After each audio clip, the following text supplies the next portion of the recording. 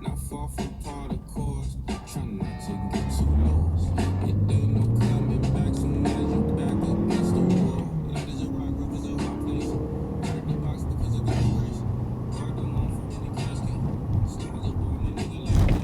Can't see a black man in traffic. Ride me like I'm in a UFO. Caught me in the backseat so I can't fall home. How does it feel to be all alone? Quite familiar. You ain't rock loud familiar. Goliath. Ghost got too high now but feel like I'm flying. White flag, I don't wanna fight no more.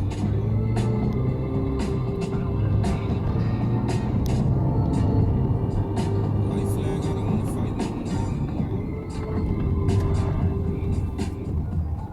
There's so many songs that I'd love to play from this album that I honestly just cannot play. Because a lot of people don't know that this show airs on the radio as well as on the podcast, and there are some language issues, but I feel this whole album is just, he takes such a huge swing across this album. And this song in particular, I think maybe is my favorite, maybe for similar reasons to the Mandy, Indiana song, in that it's sort of the hookiest on it. You know, I think it's a great entry point for what he's doing on the record, thematically, musically. I don't know, but we were kind of talking a little bit before the show about it, and you weren't feeling this Staples album as much as I thought you might. But yeah, I'm a big time Vince Staples fan. There are few artists that I've written about more than him. Yeah. And this record, while I do appreciate it as a sort of like sonically ambitious swing for him, this is his first record off Def Jam on Lula Vista, so there is a clear intention to do something big, to do something different. I think lyrically it feels a bit less sharp, less pointed than some of my favorite stuff of his. But I mean, you think he's sort of softening some of his critiques? And I don't even think it's that he's softening. I think there is, in an appeal to be heard, a bit more of a broadening of the scope of his songs. He has been known to be a sort of evasive character in his songs who was kind of eluding any sort of outside definition of his music, and for many years he was like, my albums are whatever you want them to be, like you can decide what they are, I don't really care. This album is a very clear intentional shift into, here is what I'm saying, and you need to hear what I'm saying.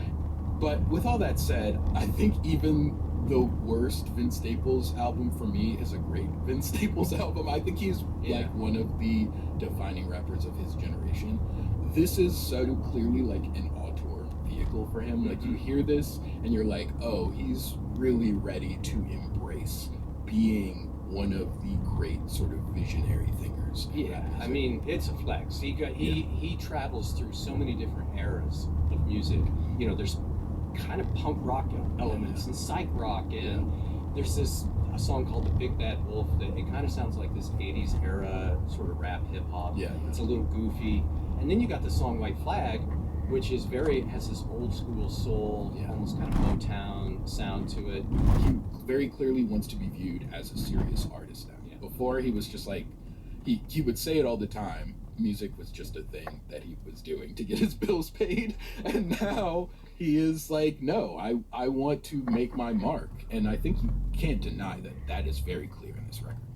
You know, it won me over on a personal level with him. I saw an interview one time, and whoever was interviewing him said, why don't you ever have anybody over? He's like, why would I have anybody over? It's like, I'm like, thank you. Deeply relatable to you. I don't want anybody over at my house. Why would I do that?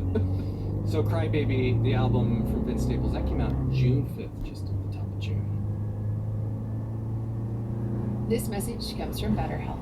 Summer can feel like a sprint. Kids home, trips to plan, routines flipped upside down. It's easy to slip into survival mode. Spend and risk stop, sort of find yourself in the wake of tragedy from this record. It's called